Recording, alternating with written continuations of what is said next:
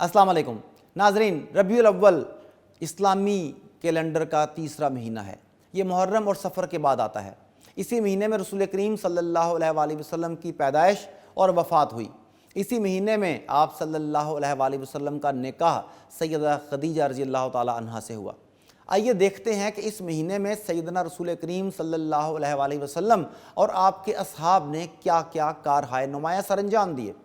ناظرین، سرکار دو عالم صلی اللہ علیہ وآلہ وسلم مدینہ کے لیے ہجرت کے سفر کے دوران ماہ ربیع الاول میں ہی یار غار کے ساتھ غار ثور سے باہر تشریف لائے۔ آپ صلی اللہ علیہ وآلہ وسلم ربیع الاول ہی کے مہینے میں مدینہ منورہ کی طرف گامزن ہوئے اور قباء کے مکان پر سیدنا کلثوم بن ہدم کے مقام میں آپ نے کچھ دیر قیام فرمایا، اور اسی دوران آپ نے وہاں مسجد قباء کی بنیاد رکھی۔ یہ مسجد قباء اس وقت بنو سالم کے محلے میں تھی، لیکن اب تو یہ وسیع ہو کر اس وقت کی ساری بستی کو اپنے احاطے میں لے چکی ہے۔ یہاں مسجد کے قیام کے بعد آپ صلی اللہ علیہ وآلہ وسلم آگے تشریف لے گئے۔ یہ مدینہ میں داخل ہونے سے پہلے ایک چھوٹی سی بستی تھی۔ یہاں سے آپ مدینہ میں داخل ہوئے۔ وہاں آپ صلی اللہ علیہ وآلہ وسلم کی اونٹنی سیدنا ابو ایوب انصاری رضی اللہ تعالی عنہ کے مکان کے برابر بیٹھ گئی۔ اسی مکان میں آپ صلی اللہ علیہ وآلہ وسلم نے 7 ماہ قیام فرمایا، اور یہ تمام واقعات ربیع الاول میں ہی انجام پائے۔ اس کے بعد اسی مہینے میں رسول کریم صلی اللہ علیہ وآلہ وسلم نے مدینہ میں پہنچ کر اذان کی ابتدا فرمائی۔ روایات کے مطابق ہوا کچھ یوں کہ لوگوں کو نماز کے وقت سے باخبر کرنے کے لیے اعلان کرنے کے انداز کی تجاویز لی گئیں۔ مختلف صحابہ نے اپنی تجاویز پیش کیں۔ سیدنا عمر فاروق رضی اللہ تعالی عنہ نے خواب میں اذان کے کلمات سنے، سیکھے، اور وہی آپ صلی اللہ علیہ وآلہ وسلم کے سامنے رکھ کر بیان کر دیے۔ پھر سیدنا رسول کریم کو اپنا خواب بیان فرمایا۔ اسی اثناء میں بذریعہ وحی اذان کے یہی کلمات رسول پاک کے مبارک دل پر القا ہوئے۔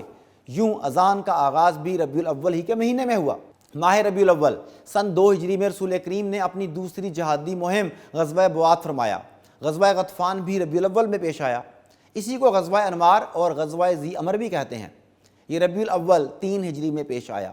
آپ صلی اللہ علیہ وآلہ وسلم نے مدینہ منورہ میں سیدنا عثمان غنی رضی اللہ تعالی عنہ کو اپنا نائب بنایا اور خود 450 صحابہ اکرام رضوان اللہ علیہم اجمعین کے ساتھ روانہ ہوئے، مگر اس غزوے میں لڑائی نہیں ہوئی۔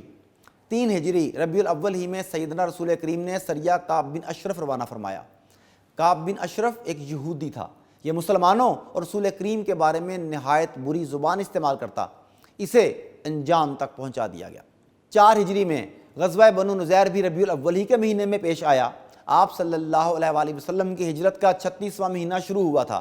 یہودیوں کے قبیلے بنو نذیر نے عہد شکنی کی، شرارت کی۔ سیدنا رسول کریم نے ان کا محاصرہ کر لیا۔ کئی دن کے محاصرے اور مسلمانوں کے ہاتھوں اپنے باغات کی تباہی کے بعد ان کے دلوں پر اللہ تعالیٰ نے رعب طاری کر دیا۔ پھر انہوں نے صلح کی درخواست کی، چنانچہ انہیں اسلحے کے سوا باقی اتنا سامان لے جانے دیا گیا جو ان کے اونٹ اٹھا سکیں۔ یوں انہیں جلا وطن ہونے کی اجازت دی گئی۔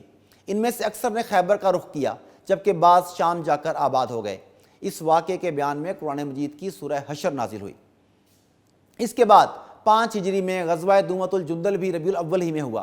دومۃ الجندل وہ مقام ہے جو شام کی سرحد پر رومیوں کے زیر اثر تھا، اور یہاں ڈاکوؤں کا راج تھا۔ یہ گزرنے والوں کو لوٹا کرتے، مگر اس طرف کسی نے توجہ نہ دی۔ رسول کریم صلی اللہ علیہ وآلہ وسلم نے پہلے انہیں سمجھانے کے لیے اپنے کسی ساتھی کو بھیجا، لیکن یہ باز نہ آئے۔ پھر آپ نے اقدام کیا تو یہ سب بھاگ گئے، اور رسول کریم صلی اللہ علیہ وآلہ وسلم سے ڈر کر علاقہ خالی کر دیا۔ یوں اس غزوے میں آپ کریم صلی اللہ علیہ وسلم کو بغیر لڑے اللہ تعالیٰ نے فتح یابی نصیب فرمائی۔ اس سے اگلے سال یعنی 6 ہجری میں ربیع الاول کے مہینے میں غزوہ بنی لحیان پیش آیا۔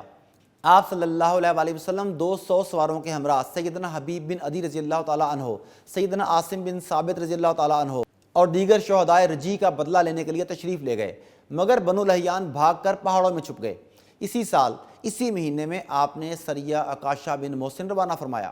اس کے بعد رسول کریم صلی اللہ علیہ وآلہ وسلم نے ماہ ربیع الاول سن 7 ہجری میں مختلف ممالک اور ریاستوں کے فرما رواؤں کو تبلیغی خطوط روانہ فرمائے۔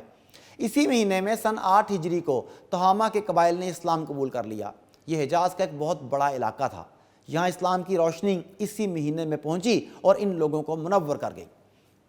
سیدنا رسول کریم صلی اللہ علیہ وآلہ وسلم نے سن 11 ہجری میں ماہ ربیع الاول میں سریہ سیدنا اسامہ بن زید روانہ فرمایا اور اسی مہینے میں آپ انتقال فرما گئے۔ ماہ ربیع الاول میں خلافت کی ذمہ داری یار غار سیدنا ابوبکر رضی اللہ تعالیٰ عنہ نے سنبھالی۔ اسی مہینے میں اسود انسی کا قتل ہوا۔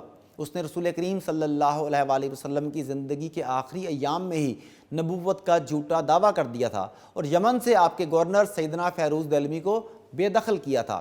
پھر سیدنا فیروز دہلوی نے اس کا صفایا کر دیا۔ سیدنا ابوبکر صدیق کے دور میں سن 12 ہجری ربیع الاول کے مہینے میں عراق فتح ہوا۔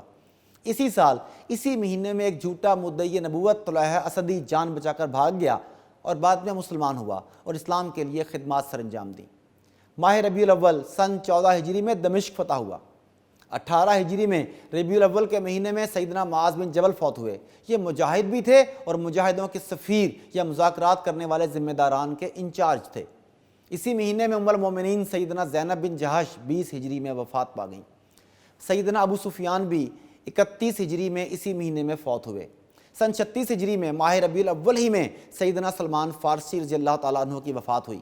ربیع الاول سن 41 ہجری میں سیدنا حسن خلافت سے دستبردار ہوئے اور انہوں نے صلح کر کے خلافت سیدنا امیر معاویہ کے سپرد کر دی اور مسلمانوں کی باہمی لڑائی ختم ہوئی اور مسلمان متحد ہو گئے۔ ناظرین، یہ تھے ربیع الاول کے مہینے میں رونما ہونے والے سیدنا رسول کریم اور آپ کی مقدس جماعت صحابہ کے دور کے واقعات۔ ان سے معلوم ہوا کہ ربیع الاول کو منانے کا سب سے بہترین طریقہ یہ ہے کہ رسول پاک کی زندگی کے مطابق زندگی کو بسر کیا جائے۔ جیسے آپ صلی اللہ علیہ وآلہ وسلم نے جہاد و قتال کے مارکے فرمائے، اسی طرح وہی جذبہ ہمیں آج اپنے اندر پیدا کرنا چاہیے۔ یہی ربیع الاول منانے کا بہترین ذریعہ ہے۔